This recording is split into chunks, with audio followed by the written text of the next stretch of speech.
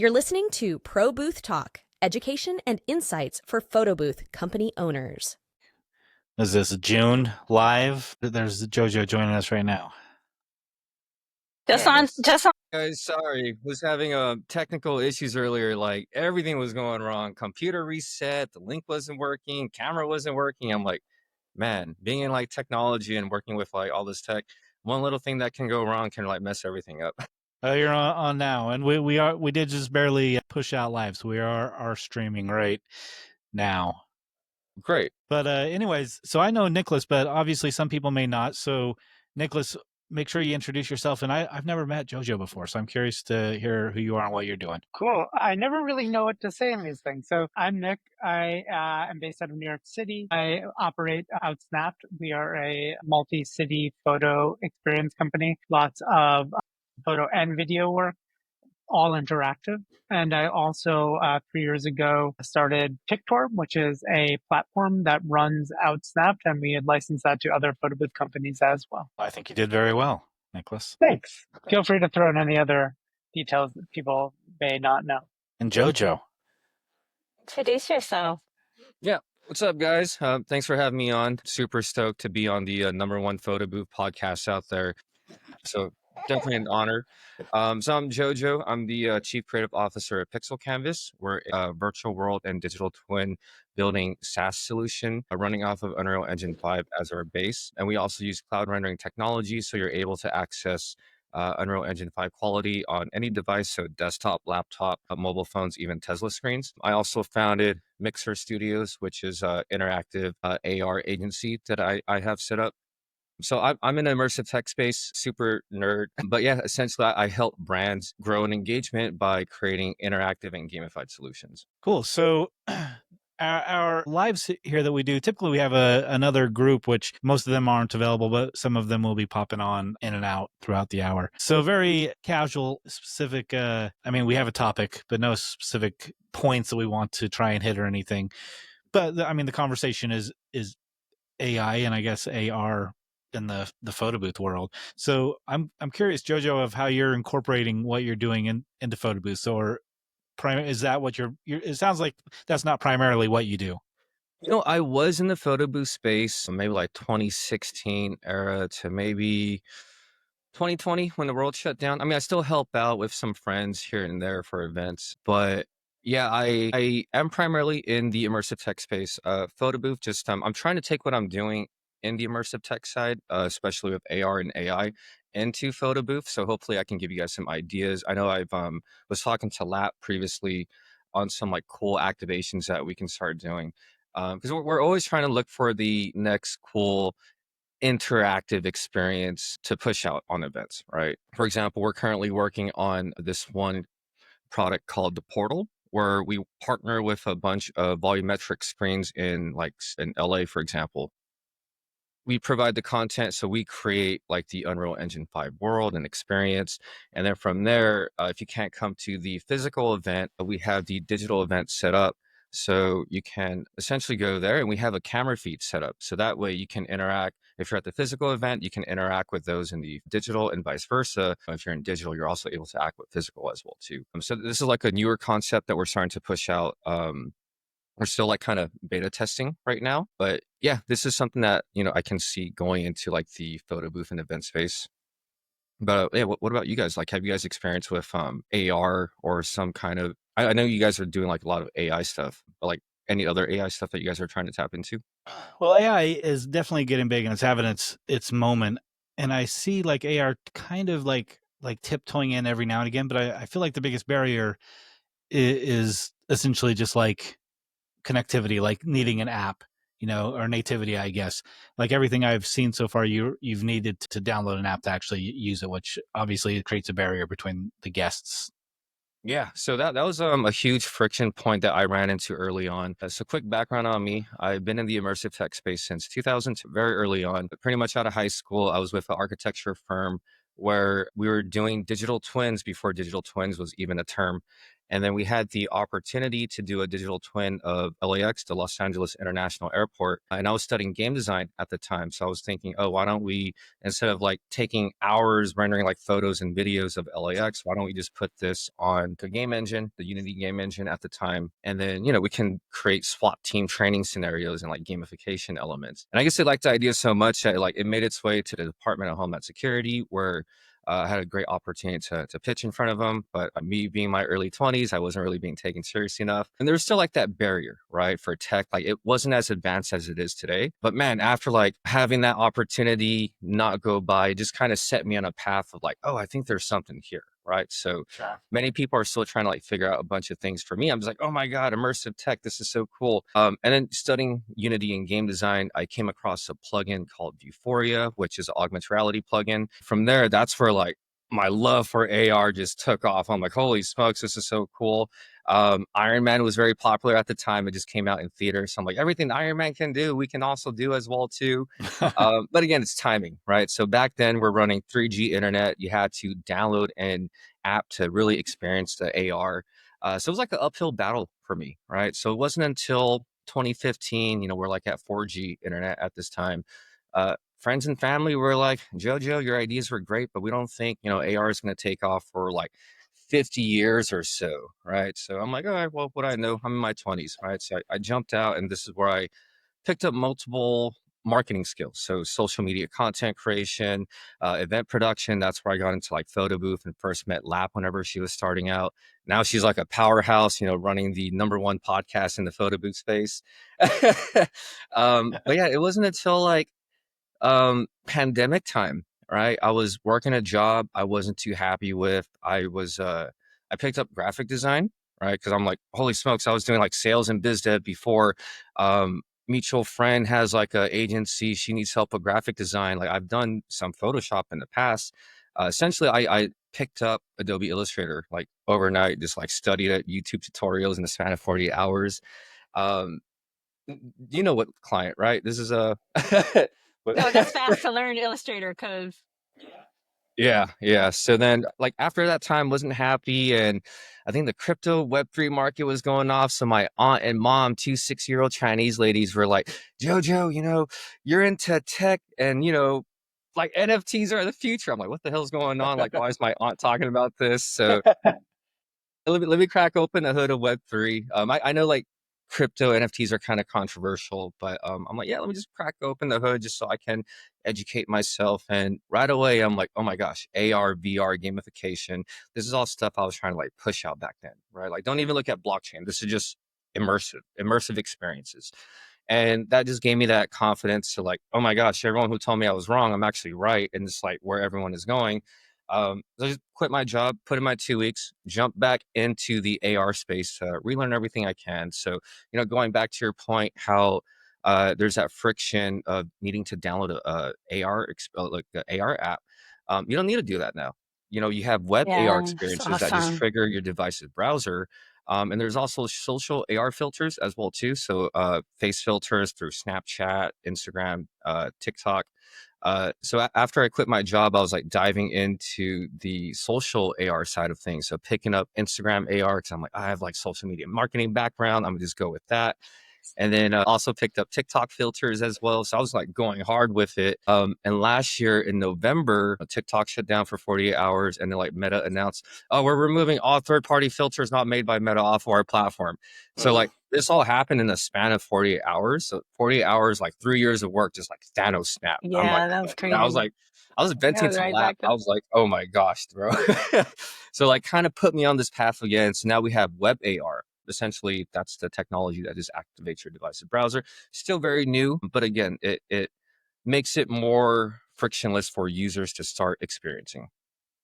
Was So this I what know that I was kind of like a long intro, but was this what I experienced when I went to Texas? I went to the Arboretum in Texas, and they had this QR scan code that I could scan, and then these AR butterflies started flying around me. It was such a cool, like, I know you have been talking to me about AR for some years, but to actually see it like out while exploring Dallas was pretty amazing. Is that running off of the same website that you're talking about? It's probably using different technologies, but yeah, if you activate it through a browser and didn't have to download an app, and yeah, that's Yes. like similar Yeah. technologies. Yeah, Yeah. so even for like the events and photo booth space, like one thing I'm trying to push out, I'm gonna be beta testing with Lap pretty soon is augmented reality experiences on backdrops, right? Because people already take photos and videos in front of backdrops, whether it be photo booth or just with their phones. But if we have a sign that where people can scan and activate a web AR experience, essentially enhancing the photo and video taking experience. So even if it's as simple as changing the color saturation to make the photo look better, maybe having a character project right next to the person that's taking the Right. photo, what kind of event that you're doing, it opens doors to like so much more opportunities, and Yeah. plus this is all data that we can now bring back to the client for retargeting purposes. So it just opens like way new data that.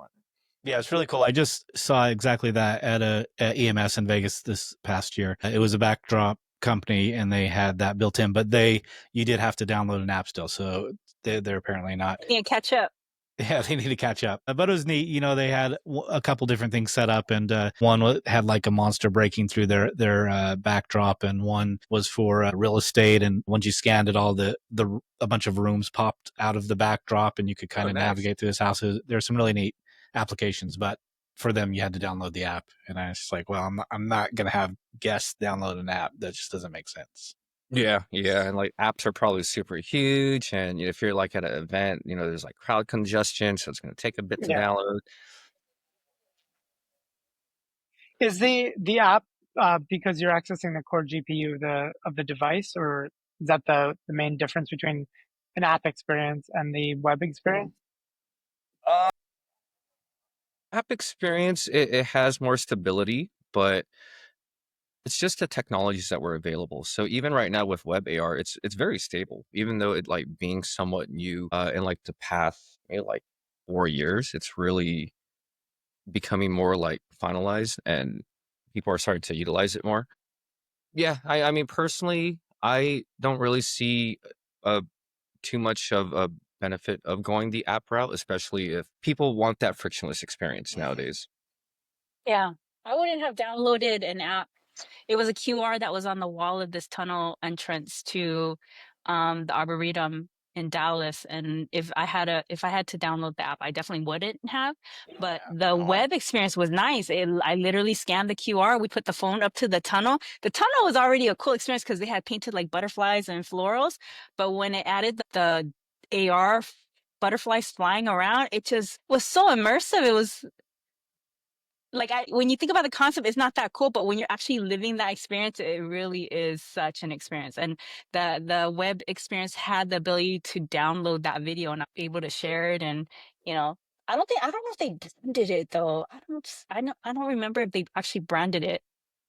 Imagine technology right there is going to move pretty quickly since Apple's leaning heavily into it right now. Oh, are they? Yeah, That was a big hurdle as well too. Apple didn't really have capabilities for web AR for their devices in the past, so this is also like a new thing for more later Oh, devices. Yeah.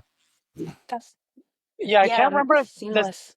the specifics, but during COVID when we were trying to do some local processing for background removal via a web experience versus an app experience, it was because we weren't able to access, I guess, the core processor on on the device itself. But it sounds like with web AR, they've gone around that somehow. Yeah. So I think we'll see it more and more now, because the friction on downloading an app is a total pain in the butt.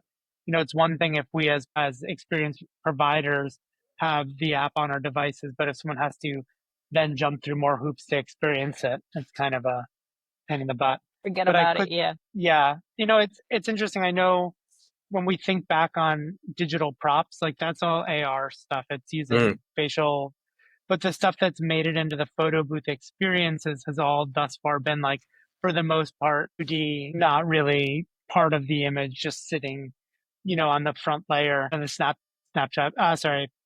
filters and stuff like that. Yeah. And then one of them, Curator, maybe allowed you to have APMGs so you could at least animate them, but it was a pain in the butt to set up. So yeah, it's interesting. It's always kind of wild to see the ideas that we come up with and then how they play out in the field, right? So with AR filters as digital props, people always wanted to use them like stickers and they were stuck to people's faces. And we had more requests for being able to change someone's shirt or add something floating around them. So we hacked it a little bit. So, you could put a graphic on a shirt by tying it to someone's face. It just was literally out of frame in the snap pick setup. But for the most part, I've always been really kind of curious why none of the true AR stuff that was happening in Snapchat, which is so powerful, was coming to our experiences. And there are tons of SDKs for it. I think we're gonna start seeing more. You meant Snapchat, right? I know you meant Snappic earlier, but the last thing you said was Snapchat. Snapchat, yes, but there are also a handful of SDKs that we've looked at for use with Pictor. We haven't moved in on any of them, but there's a lot of stuff that uses AR to do AI type stuff as well. So combining the two.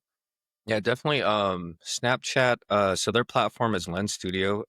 They would definitely have the most powerful AR platform. So the great thing about them is they just, well, not just for like the past couple of years, you're now able to publish for the web. So now you can now create web AR experiences, but you still have to adhere to Snapchat's guidelines. So that's the only like downfall, right?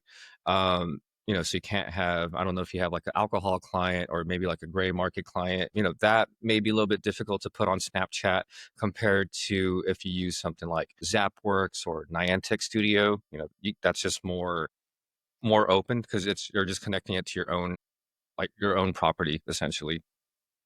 But yeah, with Lens Studio, I know a lot of AR mirrors in the photo booth space, they also like tap into that technology as well. How do you define AI mirror there? Just so. AR mirror, it's just like those mirrors, like at events where you walk in front, they'll put like AR Gotcha.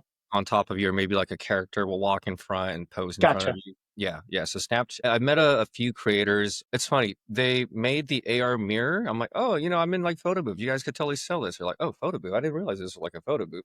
They're just like Yeah. nerds and geeks who like are very into like immersive technologies. Are you talking about similar to like those basketball players that come into the mirror and No, you take a photo with them? Is that what we're talking about? I'm sorry, I'm trying to that's like follow one you of the guys. things that you can do. Yeah. I think you're talking more like if you're like in a VR environment and you stand in front of a mirror, you see like a cartoon character of yourself or whatever you want to represent. Is it that's what you're talking about, right? Not like a photo booth activation where like there's a video of someone walking out. No, there could be. You can like with Snapchat, you can set it to a lot of the parameters. So you can have like a video of like basketball player walking out next to you, Like interacting with you and stuff. Yeah, there's like AI capabilities for Snap or for Lens Studio where, you walk in front of the mirror and maybe it'll like morph you into something else. Yeah, so there's like fun ways to do it. And stuff. Yeah, I think I saw yeah. that at CES. But these are virtual mirrors. No, physical mirrors. Like Interesting. physical mirror, Okay. yeah, you like can walk in, like, see yourself, but like you'll have a digital overlay in front of you as well. Actually, one of our partners right now, they're a motion capture studio out in Hollywood. They have like they can use up to 8 to 24 AR-15 cameras. Essentially, it tracks your body and does motion tracking without needing to put on the motion tracking suits. So we actually synced up their hardware with our software on the Pixel Canvas side. So it's actually really cool. If you guys are based in LA, we'd love to like take you out to give you guys a demo of the spot one day. I mean, I'm in Vegas, but it might be worth the drive. Yeah, it's always interesting too on a lot of this stuff. Like I was saying, like we've dreamed up so much stuff on the Pictor side, on the OutSnap side before that, and then you launch it into the world, and it's kind of sometimes trying to fit a square peg into a round hole. The AI stuff is so incredibly powerful that we do, but the application for it is such a small, narrow window of kind of like storytelling in the corporate world, right? It's like I can't imagine going to a wedding or a private event and having my photo altered in a way that doesn't allow me to remember that actual day. So that's one of the things that we're always trying to figure out too, is like how you can use this technology to enhance a private event and not just kind of continue storytelling for corporate events. So how are you guys using AI and AR if you guys are in like your events right now?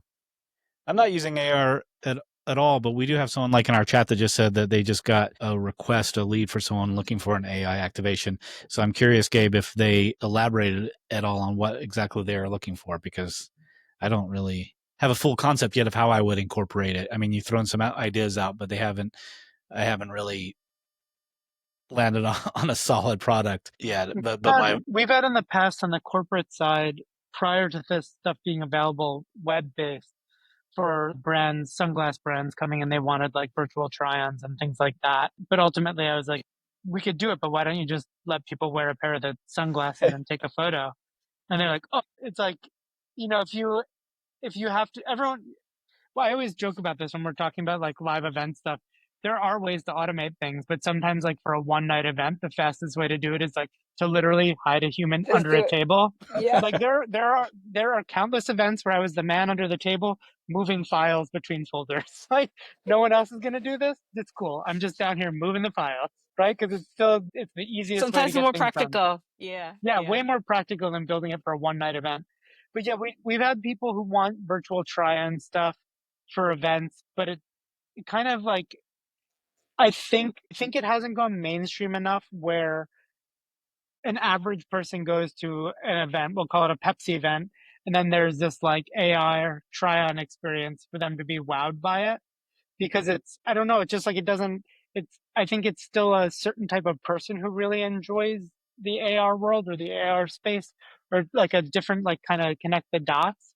I don't know, but it sounds like Lap, you had a really good experience with the Did. butterflies.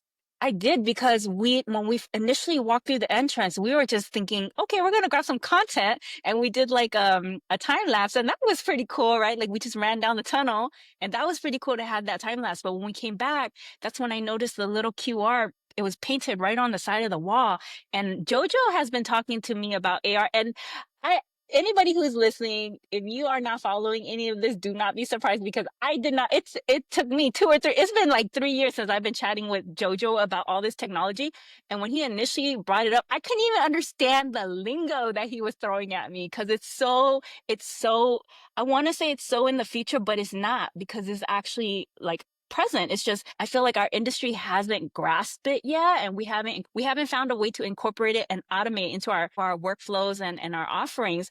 But like he's been talking to me about it, and when he demos it, I'm like, okay, that's cool. But I don't have that creative mind. Like I feel like Nicholas, you have the creative mind where you would like something would click. For me, I was just like, how would I even sell this in the photo booth world? But when I was in Dallas at this arboretum, I scanned this thing and it was like these butterflies, and they to me, because it was being recorded by my staff that was working with me, like it looked like they were like actually around me. They didn't look like real butterflies, but it was very immersive, and I pretended like I was catching the butterflies. It was such a cool experience, like it took that painting, that mural that was painted in this long tunnel, it's that like 15-foot tunnel, but it just made it more immersive. So that tunnel stood out to me more. And I traveled to a lot of touristy spots. That just stood out to me now. So now when I think about like Dallas, my memory goes straight to that. So like if they actually branded it and we were able to figure out how to like work this into like an offering for photo booths, like I think it would be so amazing. And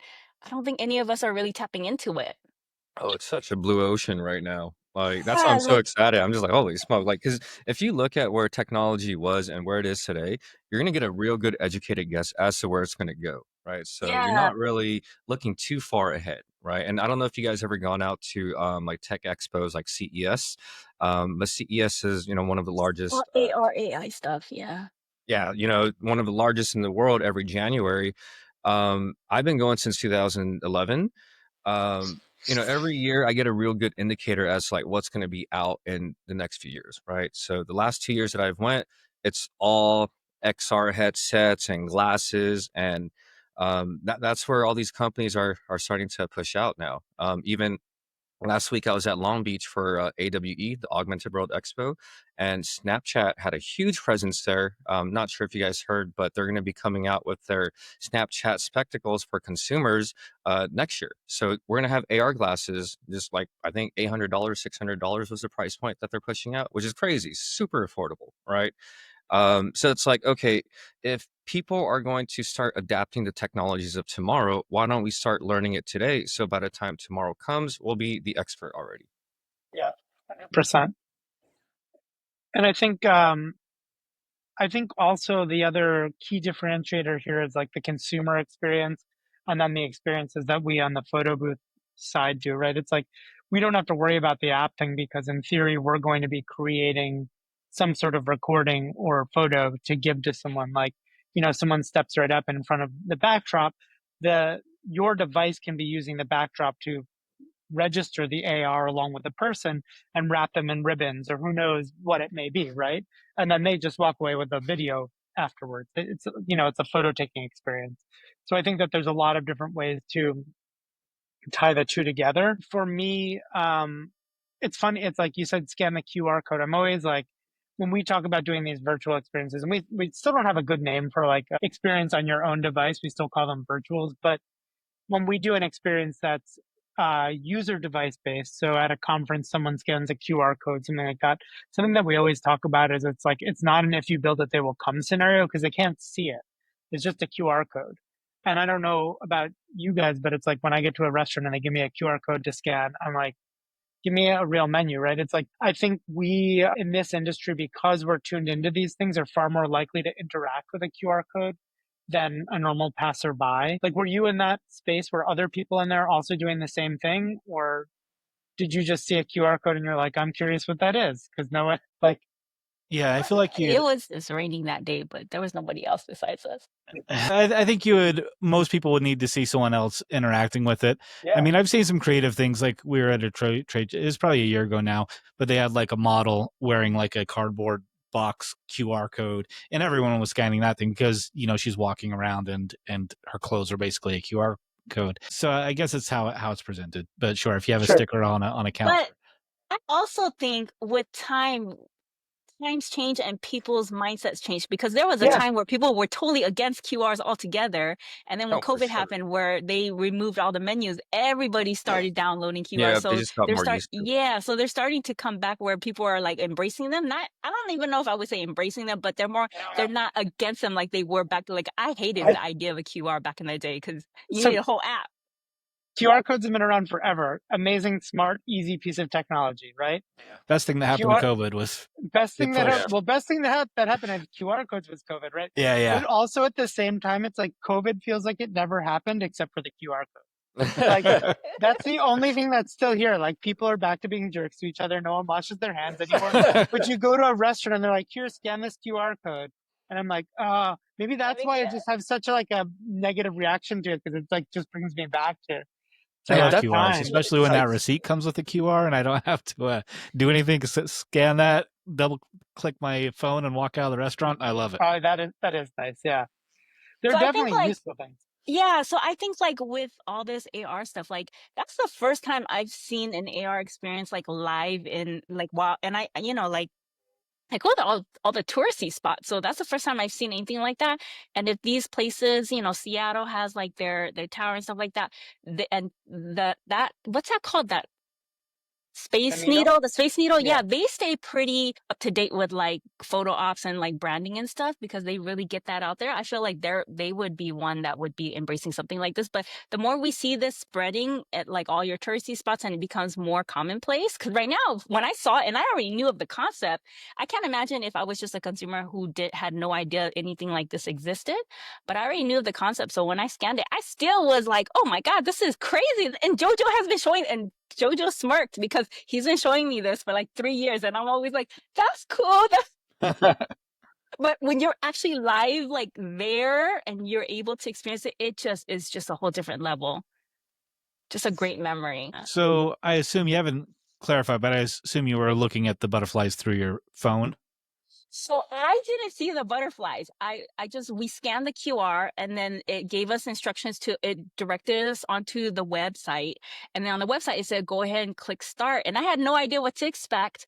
And so my staff was standing in the tunnel. It said, point it towards the tunnel. So I pointed towards the tunnel and the butterflies come up. And so I'm telling her, oh shoot, there's butterflies flying around. Just pretend. And so since I already knew what I was looking at when we switched turns, I already knew to pretend to catch the butterflies, how funny there's butterflies behind me. So, you know? I So saw. when I actually got to like walk up and play the video back, I was like, oh my God, how cool was this? You know, and she was kind of guiding me on where to move my hands and stuff. So I kind of knew where to go. But that was such a cool immersive experience. Like the mural was, I mean, I love art. So the mural was already a wow factor to me, but that just took it to another level. And I feel like if we see that more in touristy spots and like more places and it becomes more common, I think it, like that's, like I say it's a feature, but it's not, you know, like if we jump on this now and we start trying to incorporate this into what we do now, we could speed up that process, you know, and nobody in our industry is doing it. That's the crazy I'm part. surprised that they're not. I'm surprised someone like Snappic or something isn't including that in their video effects or something like that. Because Hey, Billy, join. well, Hey, Billy. how's it going, guys? Hey, Billy. Welcome to the #1 photo booth podcast in the world. We can have JoJo on again. Joe's a great host. You know, you guys know. Look, He's the hype we have man right there. we have AI and AR in the house right now. What's going on? Yeah. Jojo, what applications do you see for photo booth stuff? Do you see it as more of a private event, corporate event? Where do you think it could really shine? So I think of photo experiences, or like the things that we do, as sort of a set-based environment where you repeat the same thing over and over again with a different audience, right? That's the difference between like event photography and a photo booth. For an AR experience, like a step right up, you're at a wedding or a corporate event. Like, how do you imagine? Because it could be something as simple as just skin retouching, right? Like it doesn't have to be something wild. Like what are the things that For private events, like a wedding, for example, you can just do something simple, just like as you're aiming around, just maybe what Lap was experiencing, butterflies, right? Or like sparkles or stuff, just to make it more feel like the event is more luxurious. Like you're essentially enhancing the photo video taking experience. Corporate events, corporate activations, for example, like we work closely with the LA Rams. I was one of the main activation designers for them. So we're currently talking about how we can add AR activation experiences to that. So one idea that we're thinking of is having Rampage, like a little mascot for Rams, like kind of pop up as people are like in front of backdrops. So that's like another activation that we can do on a corporate level. And there's like gamification elements that we can add in as well too, right? So we can have people aim at a sign or have something pop up in AR and play a little game, and depending on their score they can get 10% off whatever purchase, a free drink, etc. So now you're Fascinating. gamifying marketing. I call it interactive marketing, and I feel like that's essentially the next evolution of digital marketing. We're Yeah, getting I people agree. more, People like, love that stuff. engaged and interacted. that's on like end user's device though, right? So if someone goes to a game, they're doing this on their own device. Yeah. Let Yeah, I me think that's kind of the key differentiator of what I was like trying to say is like for the photo booth experience, people are walking up to us and we provide them the experience and then they walk away with the output. So I think it's like, yeah, you can do any number of those things similar to what I think Jason was mentioning earlier. You walk right up and or lap, and then all the Rams players come and stand around you and you get that video to walk away with. I think that's the kind of stuff that where I imagine this really playing big. Yeah. Doing that on a photo booth or something like that themselves, instead of scanning and doing it on their own device, us doing it for them. They don't have to interact with their phone at all. And that's where the engagement is. And I mean, even though a QR is an easy barrier, that's good for like environmental stuff, but not good for like a photo booth activation. I think it's a good enhancer. It's not necessarily to replace the photo booth activation. So the idea I was trying to push out on the photo booth space and tying it with AR is, let's say Lap, for example. She has her main core services and packages, right? And then whenever she wants to do the upsells, like, hey, by the way, we can add these enhancements to your event, right? For like additional XYZ. So it's not like the main thing, because right now people are more with AR. Just on like face filters, Pokemon Go, like they understand the technology a lot more compared to like 5 years ago, right? And talking about like COVID, how it's like kind of boosting QR codes, and how like we're a bit desensitized to QR codes because of that now. It's like same thing with cameras back then, right? Like we're now going into the route of AR glasses. I don't know if you remember back in 2015, Google came out with Google Glass, and that was like the first Way too AR early. glasses, photo recording, photo video recording as well too. But if you had one, you're considered a glass hole, right? People weren't desensitized to recording, so like, oh, are you recording me, you glass hole, right? I'm like, My buddy got one. We went out to like an event, and I put it on. I got called a glass hole. It was so bizarre. But The again, we world weren't wasn't ready at discussing all. that They were recording. immediately like banned from every casino. Like the world Yeah. immediately Yeah, said this and now product we is have not. like the Meta Ray-Bans, right? That like everybody now has, you know. So it's timing. That's what it really is. I wholeheartedly agree with that. I was listening to I can't remember which podcast it was, but they had the Google dude on, and he was talking about their Google product that's coming out next year. And he essentially was like, if we sell 8,000 of them, that's like a wild success for us in just like getting this into the market and getting people using it. And he's like, that 8,000 is going to turn into an infinite number in the next 5 years. He's like, so everyone's still like sussing it out, right? It's like the interfaces everyone needs to figure out. Everyone needs to get used to the fact that everybody has them. We need to figure out how to make them fit into glasses for people who already wear glasses. That's my issue. So I think that there's a lot to be taken into account on that side. And also like I'm like the Debbie Downer on this side too. It's like not all technology is great. Like I don't love the idea of having that immersive experience 24/7. I love the idea of being able to participate with those experiences, but there is something about like knowing that everyone around me is walking around not seeing the world as the world exists, right? It's like kind of a Yeah. dystopian thing. I've tried VR stuff and I haven't loved it, but I do like AR a lot. So I'm very curious. I think the thing that turns us all is like when it starts making your life easier, people give up a lot of their personal space to it. Yeah, immediately. So I'm jumping into the AR stuff, right? I was actually looking at this user experience from, I guess, from another country, Korea, China, I don't remember, right?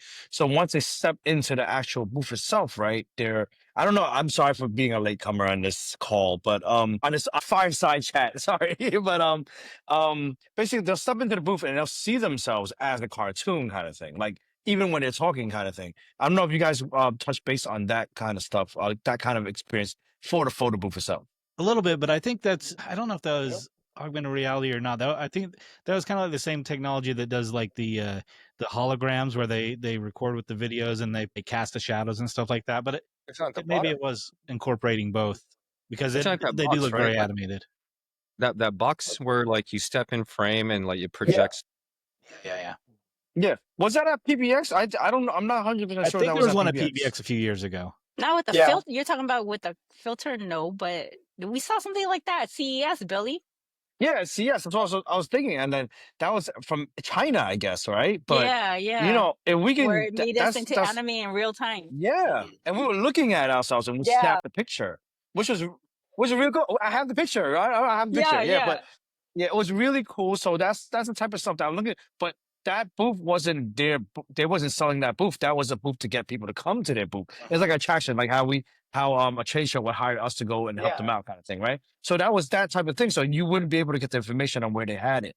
So I was wondering if, like, you know, if let's say Picture or something's coming into like, well, try to grab that type of technology into using photo booths. I think that would be a game changer. We've Kind looked of at like a lot. Snapchat filter, right? Is that what Exactly. you would do? Yeah, very similar. Yeah. We've looked at a lot of those different SDKs, and you know, if you think about, I'm an iPhone person, and my niece and nephew will FaceTime me just so they literally can like play with those stupid filters the entire time. And I'm like, dude, like I'm not here so you have permission to wear face filters. Like you're like literally wasting my time so you have permission to look at yourself as a fish and make funny faces, right? Like if you want to talk to me as a fish, cool. But like, But let's they do it. don't want to talk to you. They just want No, to see the it picture literally of has themselves. nothing to do with me. They're just like, Mom, I want to call Uncle Mickey. And then it's like making faces at me, right? They want to FaceTime. Yeah. So I'm always curious, like in a branded experience, you walk up to a photo booth and it sounds like you did think it was cool. You walked up to a photo booth and you saw someone who was not you being you, right? That's really, it's just an AR filter, right? Yeah. So, and those SDKs are out there. You can drop them in. They're cheap. They do it. It's you need someone like Jojo to be able to design the thing that attaches to it to make it cool. But as a Jojo, photo booth, you could build that into a photo booth experience, Jojo? Yeah, that was actually another side project I was gonna do. I was just gonna do like a that fun was, I AR was talking. photo booth I was app. actually talking. Yeah, I was actually talking to Jojo about that, like when we saw each other, like basically throwing it into like a photo booth experience. But the thing is, I think that you will have to work with photo booth apps, that's why Yeah, I'm I think happy so. that Nick is here. So, is that something that you guys can incorporate into Collaborate. Pictor? Yeah. Yeah, I think ultimately one of the reasons why these technologies haven't caught on before is because this is like a totally brash statement, but a lot of people who are very tech savvy and excited about AR, VR, new tech are not also the people who can make something that's like visually appealing. And the people who can make something very visually appealing can't do the tech side, right? So this is sort of like a weird nexus where we're very techie people. We also care about the visual output. And a lot of the AR experiences I've had to date outside of my iPhone and FaceTime, those butterflies, I didn't see it, but like for me, I've seen experiences like that. I'm like, oh, there's some like weird crummy looking animated butterfly flying around, right? It's not There was. the experience to me could be breathtaking because you could skin that thing to look beautifully. They just didn't, right? Yeah. And so that's like going back to the amount of Snapchat filters and all those that are crappy versus the 5% that are incredible, right? It's the same technology they're using. So I think what you need to do, and Jojo, you probably know better than me, but I imagine you need to have the sort of ability to read where humans are and then the ability to program the three-dimensional thing that interacts with them, right? And program the interaction. But it doesn't seem incredibly difficult with the tool. Let me say, integrating it doesn't seem incredibly difficult because I know the tools exist. Making the quality, beautiful output is the difficult part. I guess guys get on it. Kidding. Good. Give us 40. There you go. So Hurry up Lap and wait. had ulterior Piece of motives cake. when she Piece of planned cake. Yeah. this meeting. This is why you guys wanted this podcast. Well, do you guys? Is this is on Facebook too, right? Is there a poll going? Can people are people into the idea? Like with Pictor, it's like I've never quite understood until I started developing software myself, just how incredibly hard it is, and how like we've been doing this for 3.5 years, and just finally in the last 6 months, I've really started to get ahead of the production schedule. Like we're talking about the fall now. Whereas we were literally talking about like the tips of our noses for the first 3.5 years, is like just being like, is this thing done? Is it working? And now we're like, that thing is done. We're shipping it in 3 months after QAs. Yay. And we're like literally working in the future, right? So if someone wants this and they want it done well, like it's not something that can be done overnight. So like people have to speak up. Yeah, we've got a few people Get the saying yes. The process trouble is going. with doing like a poll is so we go live and it posts to our Facebook page and then we share that feed to different groups and people watch Right. it on those individual groups. So there's not a Right. collaborative. We don't announce it ahead of time. Right. Yeah, Yeah. And so and they're all spread out throughout different groups watching. Yeah. So it would have Got it. to kind of click between. But Well, if people are I mean, interested, find I us don't on think there's Pictor and let any. us know. Yeah, I think there's definitely, I don't know how big, but I think there's definitely a want for something like that. I mean, essentially, like we see everyone loving AI, and AI in this sense is essentially the same thing, except you're taking a photo and receiving the results afterwards. And with this, you're getting the results in real time. So you can pose and do whatever you want or decide, no, I don't like that AI filter and go to the next one or whatnot. So I don't see Right. any real negative, and it certainly seems like every. Oh no, I don't think there's a negative to it. I think for us, one of the things with AI and having, the first mover advantage is also a lot of disadvantages to it. Like Outsnap spent like 2.5 years educating everybody about what AI is, clients, and now they just go window shop it to everyone else who does it cheaper, right? So when you bring these technologies to the market, you spend so much time pitching, trying to figure out the language. And then once you get all your stuff working, everybody else just hops on board, right? And I think that that's good. It's good and bad, like we all have it. I think it's just because we think something is very cool doesn't mean it's not hard to sell, because you're not changing the paradigm just in our community. You're changing the paradigm or having to educate people outside of our community to see the value in the thing that you see the value in. So just like Jojo was saying, like he started doing this in 2015, and it isn't until year 2025, 10 years later, that people are like, oh, this is really cool, right? Like Yeah, So- a lot of people don't know what AR is, and they don't need to because it's going to be right on the piggyback of AI. Like when a person walks up to the photo booth, they're just going to think it's AI. Like they don't know the difference. They just what see it gets as cool real is when you time get them working AI. together. Yeah. Yeah, exactly. definitely. But I don't think there's a re-education process because the AI's already done the education. It's Yeah, already we don't there. have to throw out scary terms like augmented reality. They'll be like, augmented what? And they'll just scan the QR code and aim at that sign, and they'll get it. Yeah, this was something that was pitched to me by a client. So it was like, hey, can we do this? I'm like, no. So it's like I wasn't able to do it at that time. We're talking about like I think this was before CES. I think I was talking to a lab about it, and I was like, I think there was a project we were trying to get going, but it never happened. By the end of the day, it was I could say it now. It's for the project for Fountain of Youth for I forgot HBO, Netflix, Apple, one of those, right? But they decided to go a totally different direction anyway. I wish I would had it to pitch to them, but I'm pretty sure that they want. So basically, they wanted to look younger right away. Once they look at the screen, they're like, "Oh crap, it's a younger me" kind of thing. So, They're like, thank you for your 100 hours of back and forth. We've decided to go a different direction. there you I go. love that. We all know how that goes. So this is a conversation we've been having around the office. Shout out to Julia if you're listening. Her. Yeah, she's the best. Ghosting. This is something that we've talked about. Like clients ghost in a way that they didn't used to ghost.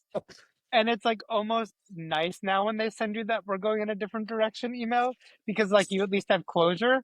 Whereas like before that was like so devastating. Now it's like, well, I don't know, at least I'm not like sending emails into the abyss forever. Have you guys found that to be different too, the way the cadences that people are working in and things like that? Yeah, I agree with exactly what you just said. In the past, there was a lot of just absolute ghosting, but the courtesy of we'll keep your information for the next time has So we certainly went a amplified. different route. Like I'd say, Yeah. almost like 80% Oh, of you're people getting let us that know. more. We're like going the other direction. Oh no, yeah, we're getting a lot of closure. Yeah. We're getting to like the 11th hour in a sale, and then all of a sudden people just like gone. Yes, You guys without Snapped, I know remember, that very Used to well. be like that. Yeah, Used to that's be how we like are with that. Billy. We're like, Billy, are you available this date to work for us? And we're like, smell you later. you guys I ever know use that. I'm like, email trackers? I'll be like, Nikki, this event is tomorrow. Are we still doing this? Yeah, I used to have Our a clients lot are of that. crazy. Our clients are crazy. Yeah. Yeah. It's Guys use like happening. any email trackers or anything? Pave, stuff like that, you know? Yeah. In HubSpot, we have tracking as well. Yeah, It's no, interesting too, because like, It's not if they're opening the email, it's just them getting back to you and letting you know we moved another direction. Back in the yeah. day, for me, they never would tell me. Day no, of, you're I would like, have hey, the it's canceled. Yeah. yeah, I would I have guess we the actually ask them directly. We say, hey, if you went in another direction, let us know so we can close out Oh, your we- file. Oh yeah. Are we We still needing do this that photo too. booth? Yeah. Yo, you still do photo booths, Jojo? I mean, I help out friends from time to time if they need help. Got it, yeah. Yeah, I'm actually trying to bring what I'm doing over on the Pixel Canvas side, the like hybrid digital events, and also Mixer with augmented reality over to Photo Booth. There's some Cool. stuff I'm be like beta testing with Lap, the like AR on backdrops and stuff. Yo, Lap, you already know you gotta bring that to us too. You already know. Come on, Lap, don't play it. That's what JoJo's here for. Yeah, exactly, Jojo. JoJo, Nicholas, y'all here for a Yeah, reason. there you go. we try to be beta testers. I remember we The were beta testers connections for crypto. happen. Yeah. I mean, So are I we, bet Nicholas, are we able to do the type of things that a lot of us have had our eye on? Where you're talking about like switching out the jerseys and uniforms and things like that. Is that something that we're moving closer to for accuracy? Or is that improving? Because I know before we couldn't even get well, letters and brands on there, right? I'll say everything is improving. My golden rule still to this day, and Jojo probably actually can weigh in on this, is for anything that should be a specific brand or something that you need to be repeatable every single time, you don't want to use generative for. But it's with augmented, you'd be feeding it those files. So it's just placing the file differently. It's like a way more complicated overlay scenario, right? So you, in theory, could find someone's shirt and replace it using AR. With AI, you can do those things. It's just a lot more of a sophisticated maneuver because you're not the AR is literally being like, oh, there's a human. Okay, I see the shirt. Now I'm going to replace the shirt. With the AI, you're like, here's a photo, and they're like, okay, now in the photo, I need to find the shirt. It's different because there's different movement points, and AR is just using so much more data than an AI still photo is, or different data, I should say, I guess technically. Different tracking sets. Yep, So I'm actually at this convention right now in Boston. It's by genomics, right? But I'm working with this brand. I can't disclose anything, right? But so they're saying that their AI, they're within AI, they're AI movers of data.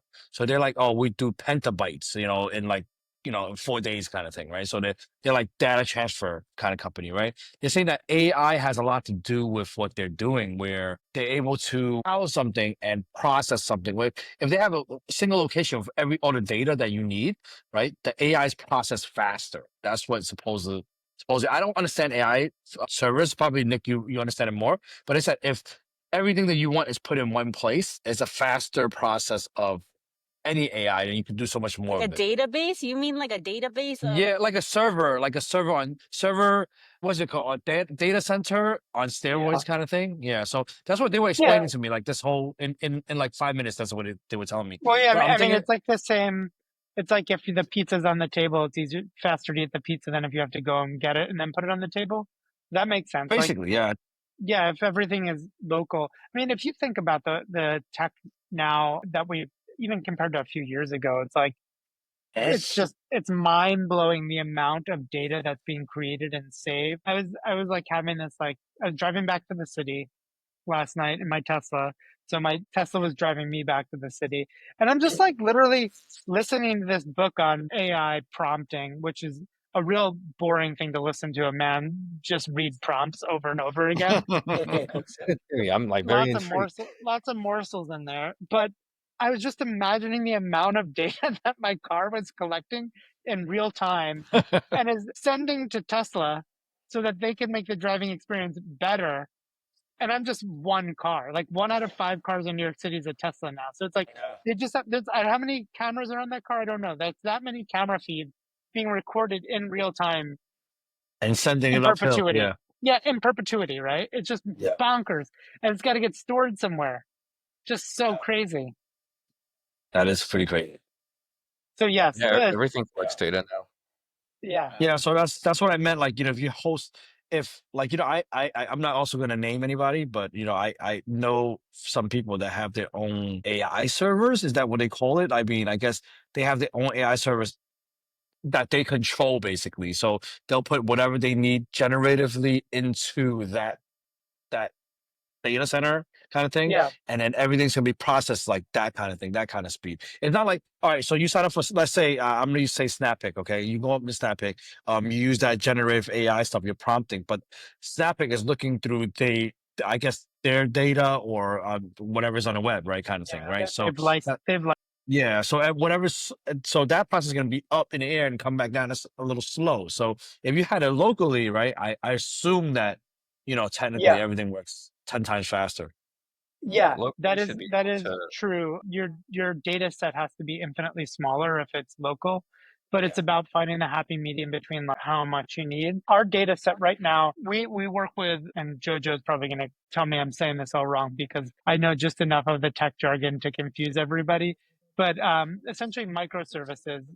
If you imagine the little things that have to happen in order for the big thing to happen, we spin them up as needed. So if you use a prompt that makes you look like a younger person, when we spin that up and get it up to speed, it produces faster and faster because we're not setting up all the chain of events that have to happen, right? So Billy, you've done events with us. Like the first one you do may take a minute or two because we're literally spinning up a server to handle those requests that will then handle the rest of them. So long story short, yeah, a local would be faster because it doesn't have to go anywhere. But your local on the flip side may have a way slower GPU processing speed, right? So you may have your data set local. But like right now, once we're going, at speed, we're delivering the photos back to people's phones from the time it hits the cloud in 9 seconds on average, I think. Yeah, right now. So yeah. I'm just wondering, is everybody all photo booths in the future when they do the AI, are they gonna actually host their own little AI servers at their own homes? Like, I mean, that sounds kind of a possibility that's gonna get out there. You know, like everybody's gonna start having their own thing locally. You know, things like that. Yeah. This Like tech technology is of gonna. it, And 'cause- just like sell servers or libraries of assets. yeah. Yeah, And data privacy too. You know, that's a big thing. You know, like exactly. there's, to my knowledge, you know, like GDPR and stuff like that it's not really, there's just so many things that haven't caught up to one another, like law, privacy, these things. Like people want the cool stuff, but you're literally putting your data into the server pool, you know, like, That's a but I think, sacrifice for yeah, convenience. Like I got yeah, so many 100%. smart home devices connected to my Wi-Fi. I'm pretty sure like the Chinese and Russians know everything about me, you know. But it's like Yeah, I haven't flipped a light switch in 3 years. I'm the same way. It's like, I'm not doing anything that no one needs to know about, you know, it's like, I'm not doing Yeah, anything wrong. It's yeah. that rule. It's like never do two wrong things at the same time, right? It's like, yeah, I think I'm willing to give up a lot of convenience and if you can't beat them, join them zone, right? It's like we're using all this technology for relatively fun, innocuous stuff compared to people using the same technology for the complete opposite. So, I remember like back then, you know, lab, you know, we were part of this group. We're like talking about AI. We're like probably pretty against it back in the day. We're like, hey, you know, what's this AI stuff coming out? You know, we're talking about like maybe years ago. We're like, hey, this is weird, you know. And then I guess it never really Just a year it's a been. year ago, yeah, yeah, it's been like our thing now. We're using AI backdrop removal more and more, you know. So Yeah. it's yeah, it's a lot more into our world now. Because back then we're like, hey, why are we using AI when we could just light up a green screen and do it, you know? But Yeah. now it's like, yeah, it's very convenient, you know. We should do it. It works Local very AI well. removal is It's getting gotten really better good too. too. Yeah. Yeah, Not Yeah, even so just much even medium. better. It's locally. gotten way better, more accurate. Yeah. and what's also cool is, and Jojo can talk to this too, is like you can now use relighting from your AR backgrounds, right? So like if you have something that is lit beautifully as your background, you can take that lighting and append it to the front as well. Oh, So, okay. I right? get So it. like that's some of the stuff that we're playing with Pictor right now is like, Oh, how nice. do we make these experiences more immersive where like you can, similar to how like iPhones have replaced a lot of the hardware technology for software technology. So you're not necessarily, you don't have an incredible camera lens as we used to think of it to take the photo, but the device itself can replicate what an incredible camera lens and system could do. So how can we then, with an iPhone, Billy knows, and we always fight about this. I know you guys love DSLRs. I love a DSLR, but what I love is also not carrying shit. So That's if true. we can grab something with an iPad and have it look as good as a DSLR, like, you know, Why bother with DSLR? Yeah, that's true. right. And it's, I also I went to school and I did 2 semesters of 3D animation, Maya stuff. And it's like, I would work on something for 8 hours, set it to render. And if it didn't crash in the middle of the night, it had like a 15-second render, right? For like 8 hours of render time. And now it's like an iPad's a supercomputer. It's like, my iPhone is a supercomputer. It's more than I ever imagined ever having access to. And it's like cute Yeah, and pink and in my hand, Yeah. It's And it's only wild. gonna get better and faster. That's like Yep. exciting. Yep. that's true. That's true. So, I mean, all right, I'm gonna throw this off the AI conversation now. I saw the title of this fireside. What was the theme of this fireside? What we were gonna talk about? I think I didn't it see was the supposed to title be. yet. So. It was like full time converting to full time or something like that. What is that? No, What that was it? was a That What that was was was a a that? That was the other post. one. that was a post for a Oh, that Yeah. was different another episode. post. Oh, I'm oh, I doing thought it it was part us. time. I'm Yeah, like converting. like 10 days Retirement. ago or something like that. The episode was going full time in your photo booth. Yeah. Oh, okay, okay, yeah, This one is yeah. Sorry. AI, AR. Oh, got it, got it, got it. But I understand the confusion because I did piggyback. I posted that episode and I was like, Yeah. "Hey, and Right while before you're we reading went this, live. we're going live in an hour, so come join us." I Wait a guess I sec. should have done 2 posts, but time is money, It's man. all good. Yeah, all good, all good. Yeah. I'm sorry for coming on a little late. I'm in Boston doing an event, so this we just got back from the hotel. So Yeah, I'm glad you popped in, man. Yeah. yeah, thank you, You've thank been you. busy. So this is You can say something that that. we can look forward to in the next few years then, it sounds like, Nicholas, like with Pictor. being able to do like some of the things that what's the giggle? What's the giggle? Sounds like she's holding you to it, man. She's looking for a we have a commitment. lot. I can commit to always giving you cool stuff. I can't promise this one yet.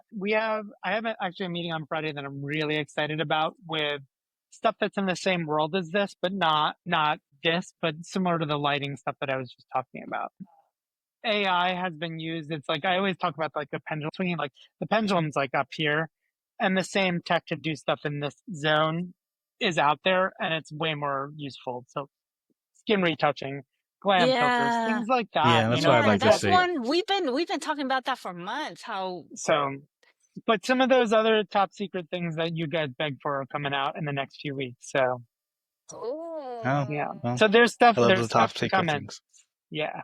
So we'll have to do another get together when that stuff's out. So Yeah, definitely. Secret. I like top secret. Yeah, I like top Keep secret our too. eye on what Picture's up to. I can't If keep you're a not part secret of from that Billy. group, you better join now. Yeah. So, but it's pretty. The feedback has been really fun, and that's something that it's been really fun to develop around. And I think one of the things that was really frustrating for me before I was lucky enough to have Picture was the amount of times, just like you're saying, Lap, like, I want this. We have a use for it. And people essentially told me that I didn't. And I was like, no, we literally have clients asking for it. So please do, like, we don't know what people want unless they tell us. So the more you tell us, the more likely it is to end up on the roadmap. So if you want to skip that other stuff you asked for, and we'll go straight for VR, we can do that for you. Go straight to VR. Straight to AR. Yes, or are we doing VR too? Yeah. Sorry. Straight to AR. We're going to skip AR and go straight to VR. It's a VR photo booth from home. From home. It's a direct-to-consumer photo booth app where they think they went to your event and had their photo taken. Yeah. It's funny, like I see AR very similar to like QRs. It's been around for a long time, but it's just no one's grabbing a hold of it. So I was really excited for Apple to join the race and come out with their headset because it was so heavily AR based instead of VR, and thought it was really going to push things forward. And I think it did a lot, but not nearly as much as I thought it would. Other people are kind of hitting the market a lot harder than Apple and putting them in an awkward situation. I think the reason is because at that price point, the price point, high price point, but it was primarily for like diehard fans and developers. Usually pro versions for any Apple product is more for like devs. Yeah, I get that, but also release a non-pro version then. Yeah, there you go. Yeah, that's something they might come out with like a SC version or something. Yeah, they definitely need a consumer level. Have you guys used it? I used it. I tried it. I haven't tried it yet. It's pretty dope. It's pretty dope because you can use your fingers to, start moving things around. Yeah, I was excited too. Wow. Like when it came out, is when I was like selling all the shit in my warehouse, and I was like, if I get to this dollar amount, I'm gonna buy one. And I was like $1,200 short of hitting my goals, so I had to exercise my discipline and not buy one. But you did buy a Min Booth though, so. So this is the Snapchat Spectacles. So I got invited to develop for their ecosystem. The same thing, right? Whenever this like launches, you can like pinch, grab. So these pair are $1,200 for like developer pair. So it's like way cheaper and affordable compared to. Yeah, I mean that's a good price point, $1,200. We definitely use it to try. Yeah, so next year, Snap is going to be coming out with consumer versions of these. And I think they're like $600, $800. So they announced it last week at AWS, the Augmented World Expo in Long Beach. So that's going to be like very exciting just to see more people like just kind of, pinch. These are the glasses that I tried when I last saw you, right? These. Yeah. So are they complete cameras, or are you able to see through that? Is that glass or is that? No, you're able to see through it. Yeah, it's lens, and then it's dead right now. I'm gonna charge it for a little bit. I have the Metas. I mean, they're just basically video cameras and Bluetooth. That's all it is. Like a headset with visual. Like you don't see anything different. You can't watch do whatever you do with those Gen 2 or Gen 1? Because Gen 2 has Meta AI, and that one's pretty powerful. Is it? I do have Gen 1. Yeah. Gen 1. Gen 1's garbage. I got Gen 1. I wasn't happy. I got Gen 1 on Black Friday. It was like $100. I'm like, holy shit, this is crazy. Wow, that's That's crazy. Yeah, and then like a couple months later, they're like, "Oh, Gen 2 with Meta AIs," and it's like, "Oh, I should have waited." But Meta Yeah. AI, from whenever I tried it, it's so dope. Like you put it on, you're like, "Oh, what am I looking at?" And it'll like describe what you're looking at.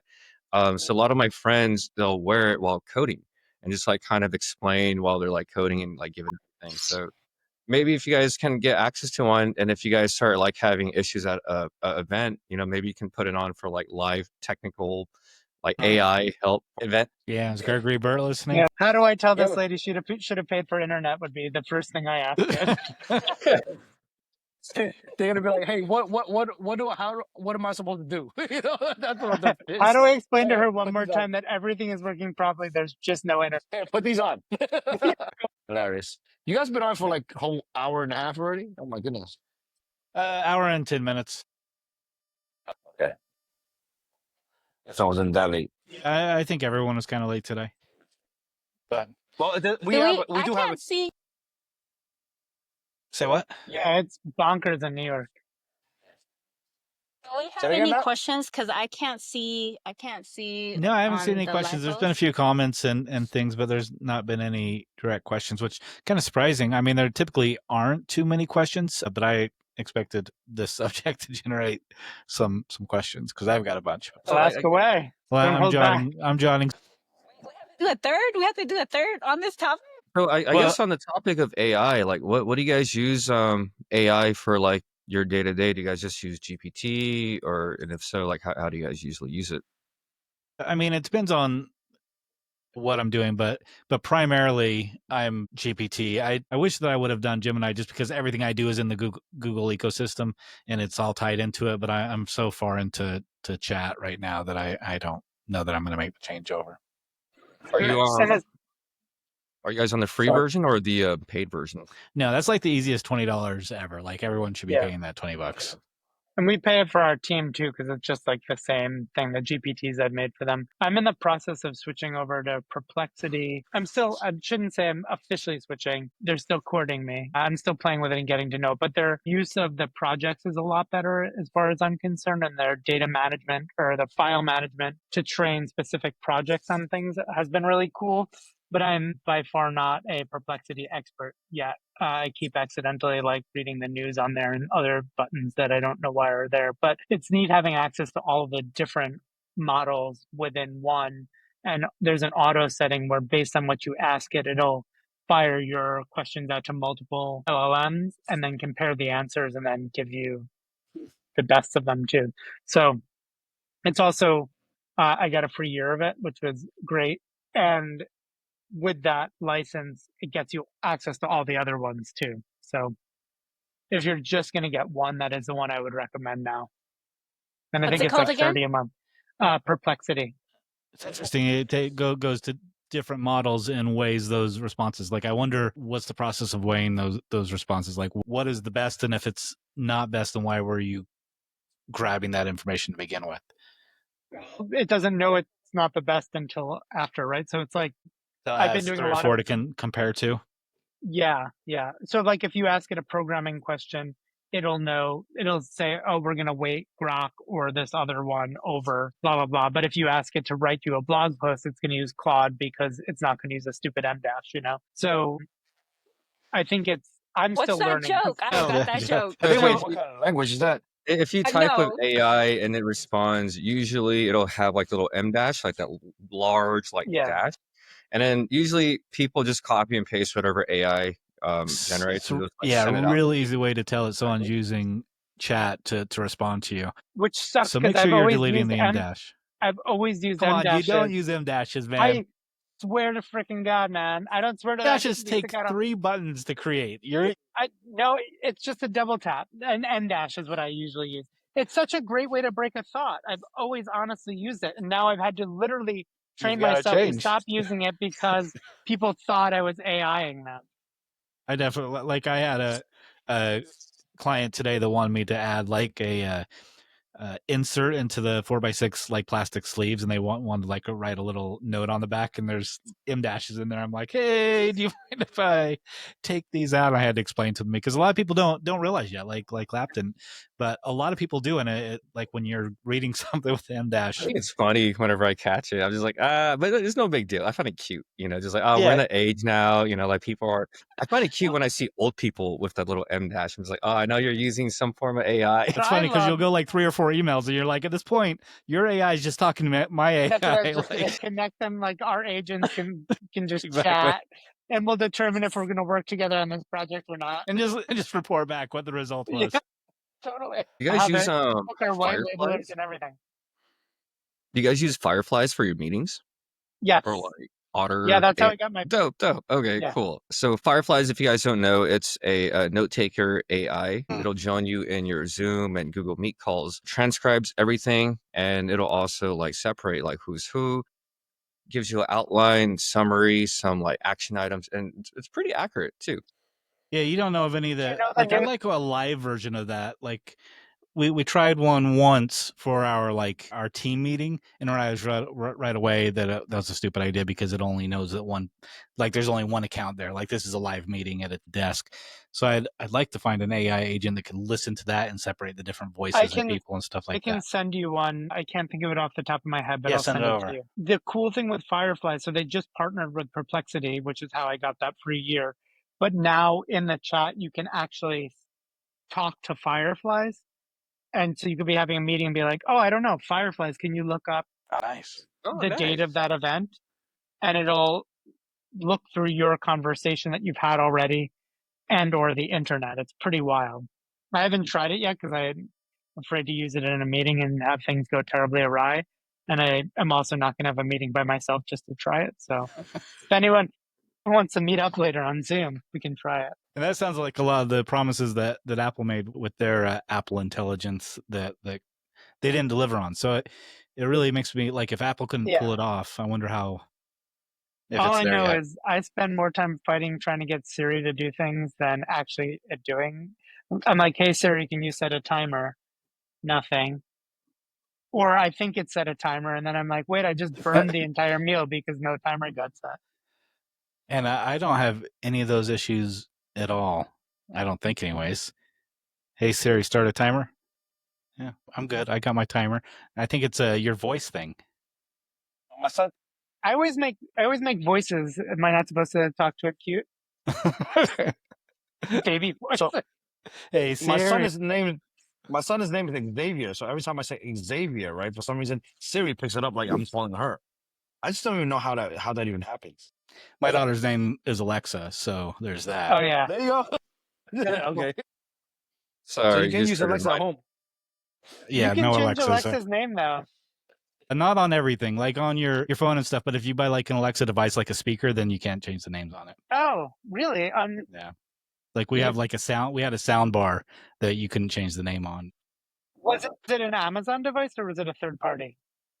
I don't remember. This was a few years ago, and we got rid of it. And we still had one in my office when my office was in my house, and it was like my wife would be getting Alexa up for school and whatever, and then she'd just go into my office and there'd be like telling her how to like make cookies or something, and she's like, "What in the hell did you hear? Like what what generated this prompt or this conversation?" But it was always just something bizarre. So man, like smart home devices like Google Home and Alexa was really my start in, I guess, the whole AI sphere for it, because this is like the first start of AI, right? Technically, the household AI. But I set up like advanced automations where I'll say like, power on, she'll turn on my computer, like get everything set up, I'll even have it set up for like location-based tracking where once I'll leave work, and then it'll ask me, I give it like a Australian accent just because I'm weird. Just like, oh, hello, sir. Like, how are you feeling today? I'm just like, not that great. So it picks up how I respond. And depending on how I respond, like different variables, if I am not happy, it'll play certain songs to make me happy. Or, if I am happy, then it's like, okay, great, continue your drive home. And, this is like very simple, advanced commands at the same time. But yeah, that was how I'm like, oh my gosh, this is like what we're tapping into. Like, They don't even have AI integration yet, but that's like their next update that Amazon is trying to get out. And I can't wait for like that to happen. That's really going to just game change a bunch of stuff.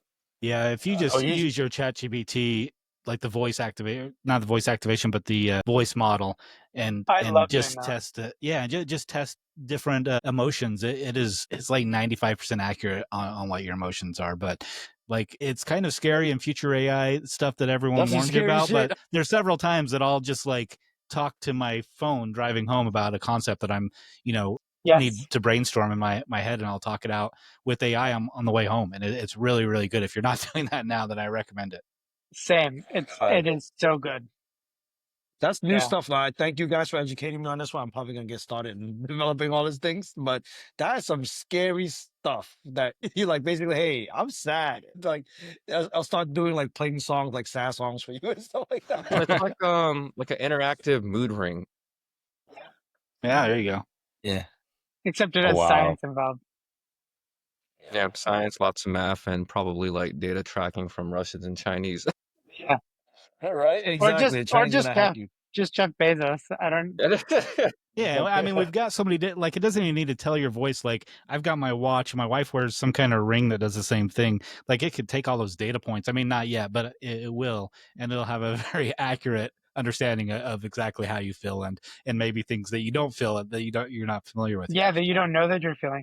There was a years and years ago when when Facebook was still kidding, they could predict when people were going to break up before people even knew they were going to break up. It was like, and the accuracy was like 98%. It was like wild. Wow. Yeah, when I was Yeah. going to school for marketing, there was like a whole section that like Amazon got sued because they outed people because they picked up on habits of people that were queer or whatnot in buying certain things. And there's like recommending things and outed people to their families. And also it notified people that they were pregnant before they even realized they were pregnant because of buying habits. And they would just start recommending things. And people are like, why are you recommending me whatever, like baby clothes or whatnot? So very, very interesting. And I went to school for marketing like 6 years ago. So I mean, this isn't even like with today's AI tech. This is like old school, like just buying habits.